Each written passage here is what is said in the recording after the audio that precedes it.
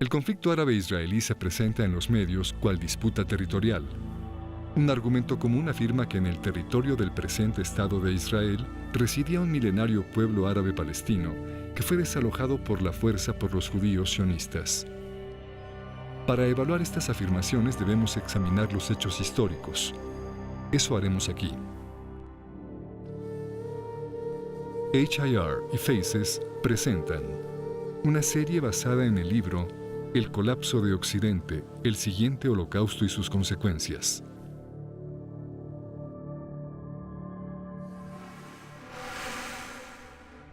Fueron los romanos quienes, en el siglo II de la Era Común, primero usaron el nombre Siria-Palestina para Jerusalén y zonas aledañas. Era un uso incorrecto. En griego, Palestina quiere decir tierra de filisteos, pero los filisteos nunca ocuparon más que una pequeña tira en la costa mediterránea oriental, incluyendo parte de la actual Franja de Gaza, y habían dejado de existir hacía siglos. Los romanos habían conquistado un lugar llamado Reino de Judá, y ellos mismos, al poseerlo, lo llamaron Provincia de Judea. Ambos nombres quieren decir País de Judíos. ¿Por qué entonces cambiaron los romanos el nombre a Siria-Palestina? La comunidad y religión judía se organizan alrededor de la ley de Moisés, la cual, de acuerdo al Éxodo, nació en una revuelta de esclavos. Esto explica que la ley de Moisés denuncie la opresión y proteja a los pobres. También explica las preocupaciones de la aristocracia castrense romana. En aquellos días los judíos eran una enorme población distribuida por todo el Mediterráneo. La mayor inquietud de los romanos era que la popularidad de la ley de Moisés entre los pueblos oprimidos del imperio pudiese desembocar en revolución. Para evitar ese desenlace, el imperio lanzó enormes matanzas de judíos que ahora recordamos como la Primera Guerra Judía, la Revuelta de la Diáspora y la Segunda Guerra Judía. De acuerdo a los historiadores, en su conjunto y en términos proporcionales, los romanos asesinaron quizá más judíos que Adolfo Hitler. Una vez concluido el genocidio, el emperador Adriano, luego de destruir Jerusalén en el siglo II, trajo griegos a poblarla y prohibió la entrada, so pena de muerte, a los judíos. La ciudad fue renombrada Aelia Capitolina y el área Siria-Palestina. En términos políticos, Palestina quiere decir aquí no hay judíos ni se permiten. Algunos judíos permanecieron testarudamente en su tierra santa y muchos otros pronto regresaron. Los romanos continuaron informalmente refiriéndose al lugar como Judea. Con el paso del tiempo, el nombre Palestina se fue usando menos y menos y cesó de tener un referente claro. Bajo el Imperio Turco Otomano, amo de toda el área a partir del siglo XVI, no existía entidad administrativa o política alguna llamada Palestina. En el siglo XX, después de arrebatar Oriente Medio a los turcos en la Primera Guerra Mundial, los británicos revivieron el nombre cuando crearon el Mandato Británico de Palestina. Pero su definición final de Palestina, en 1922, comprendía tan solo una cuarta parte del área que ellos mismos habían bautizado Palestina apenas 2 años atrás. Semejante arbitrariedad apoya la queja del historiador árabe Philip Hitti, quien atestiguara ante el Comité Anglo-Americano de Investigación en 1946. No hay en la historia ninguna Palestina, en lo absoluto. Pero si el nombre Palestina es una creación artificial del Imperio Romano, y más tarde del Imperio Británico, entonces, ¿quiénes son los así llamados palestinos? Esa pregunta la contestó en entrevista con la revista holandesa Trouw, Zahir Muhseen, jefe de operaciones militares de la Organización para la Liberación de Palestina, o la OLP, ahora mejor conocida como la Autoridad Palestina. En una entrevista que otorgó la revista holandesa Trouw, Muhseen explicó: «Los árabes somos un solo pueblo. Es solo por razones políticas que apoyamos nuestra identidad palestina con cuidado, pues es de interés nacional que los árabes aprendan a promover la existencia de un Estado palestino independiente en oposición al sionismo. Es verdad, la existencia de una identidad palestina está ahí solo por razones tácticas. La fundación de un Estado palestino es una nueva herramienta para continuar la lucha contra Israel y por la unidad árabe». En En guerra tras guerra, los esfuerzos combinados de varios países árabes fueron derrotados por el pequeño Israel. Así que hacía falta una nueva herramienta, una estrategia de guerra política que combinara terrorismo con diplomacia para lograr lo que la campaña militar abierta no podía. ¿Pero acaso Zahir Muhsein está diciendo que la noción de un pueblo palestino con presunto derecho a la tierra del Estado judío fue simplemente inventado? La Constitución de la OLP parece confirmarlo. En su primera constitución, creada en 1964, la OLP definió Palestina en el artículo 2 con las fronteras que tenía en tiempos del mandato británico. Esta es una referencia a la segunda definición arbitraria de los británicos, la de 1922. ¿Cómo es posible que un poder colonial extranjero del siglo XX pueda definir arbitrariamente las fronteras de la tierra supuestamente ancestral de los palestinos? Pero la verdad es que la OLP ni siquiera adoptó realmente la definición británica. En el artículo 24, la OLP afirmó explícitamente que Judea, Samaria y Gaza, los territorios que ahora reclama para su anhelado Estado, no eran palestinos. Artículo 24. Esta organización no reclama soberanía territorial sobre Cisjordania, en el reino hashemí de Jordania, ni en la Franja de Gaza. En 1968, la OLP reescribió su constitución. Esta vez la definición de Palestina ya no excluyó Gaza, Judea y Samaria, así que la OLP ahora sí estaba reclamando estos territorios. ¿Qué explica el cambio? En 1964, cuando la OLP escribió su primera constitución, Egipto estaba ocupando ilegalmente el territorio de Gaza y Jordania estaba ocupando ilegalmente Judea y Samaria. Pero entonces los árabes provocaron la guerra de 1967 o la Guerra de los 6 días, en la cual los israelíes capturaron los territorios de Gaza, Judea y Samaria, entre otros.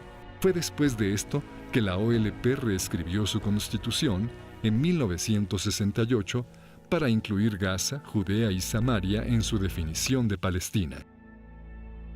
Las fronteras de Palestina luego son flexibles y se redibujan para rodear con precisión nada más el territorio que Israel controla.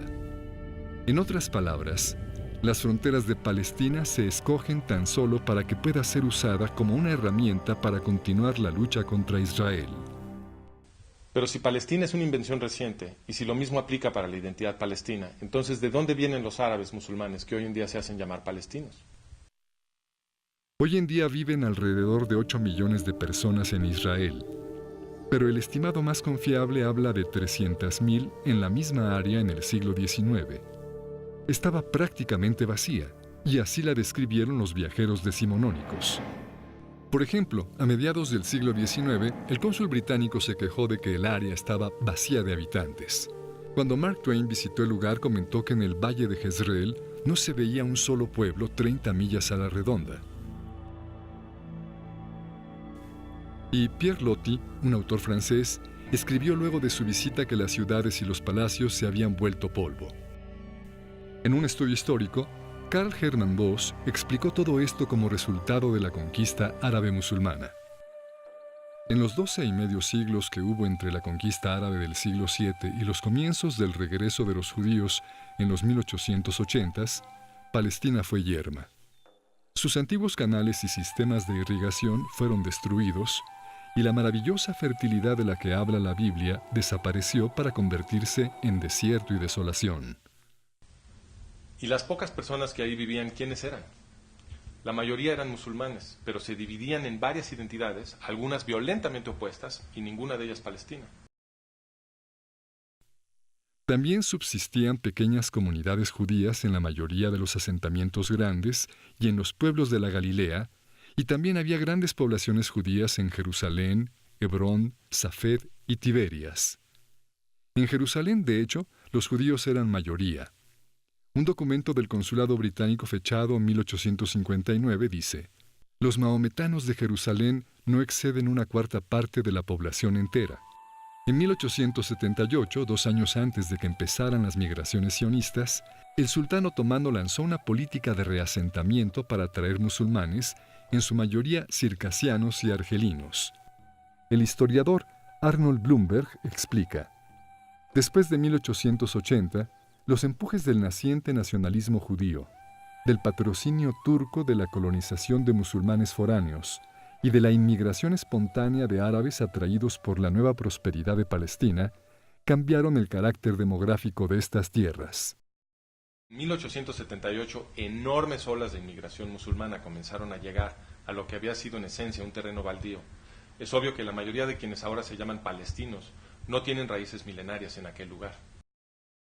Esto lo confirma el comportamiento de la ONU, pues ha definido al refugiado palestino como cualquier no judío que hubiese partido durante la guerra de 1948 y cuya familia hubiese residido en el área tan solo 2 años.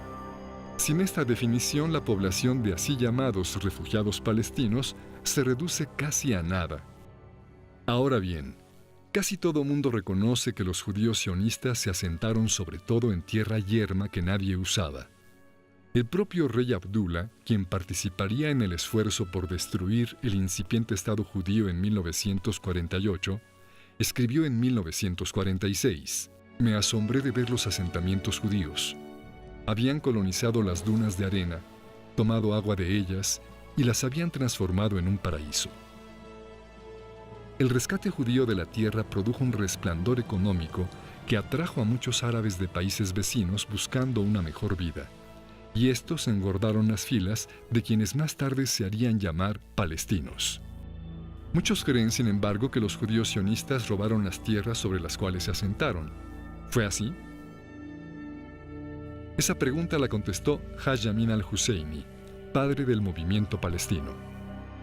En 1936, Husseini, muftí de Jerusalén, lanzó su cuarta oleada terrorista contra los judíos del mandato británico de Palestina.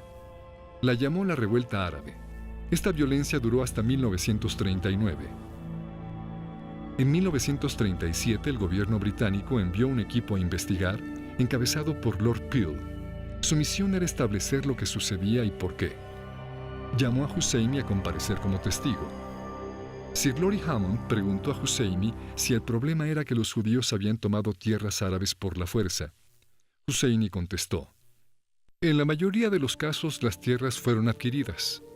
Lo que pregunto es si fueron adquiridas por la fuerza, con compulsión, como si hubiesen sido adquiridas para uso público. No, no fue así. No fueron adquiridas por la fuerza. No. Pero entonces estas tierras que ascienden a los 700,000 dúnams, ¿de hecho fueron vendidas? Sí, fueron vendidas, pero el país fue puesto en condiciones para facilitar aquellas adquisiciones. No estoy seguro de estarle entendiendo. Fueron vendidas. ¿Quién las vendió? Los terratenientes. ¿Árabes? En su mayoría eran árabes. ¿Hubo alguna compulsión para que vendieran? Y si así fue, ¿de quién? Como en otros países, hay gente que se ve forzada por las circunstancias, las fuerzas económicas, a vender su tierra. Los terratenientes árabes que, según Husseini, habían sido forzados a vender sus tierras eran los efendi, los grandes señores feudales de la zona. Ellos hacían lo que les viniera en gana. Nadie los forzó a vender. Y vendieron sus tierras menos productivas a precios altísimos. De hecho, la familia del mismo Husseini, terratenientes efendi de primerísimo orden, lucraba tremendamente con estas ventas. Los Husseini primero amenazaban de muerte a los pequeños terratenientes si osaban cometer el así llamado crimen nacional de vender tierra a los judíos. Luego compraban esos predios a precios de bancarrota, los consolidaban y se los revendían a los judíos a precios de extorsión. El historiador Nathan Weinstock explica: en otras palabras, la propaganda hipernacionalista se convirtió en un negocio lucrativo, un fraude gangsteril al estilo estadounidense para la aristocracia árabe. En conclusión, es falso decir que un milenario pueblo palestino vio sus tierras arrebatadas por los judíos sionistas. Primero, porque no había tal pueblo palestino en esa tierra, y segundo, porque los judíos sionistas compraron las tierras de terratenientes árabes que las vendieron gustosos a precios muy por encima del precio de mercado. Para ver la documentación detallada que apoya las afirmaciones de este video, visita El colapso de Occidente, el siguiente holocausto y sus consecuencias. Parte 1, capítulo 1. Se ha dicho que Gran Bretaña se alió con los sionistas para establecer el Estado judío, pero los gobernantes británicos de hecho se aliaron con Haj Amin al-Husseini. Ese será el tema de nuestro siguiente video.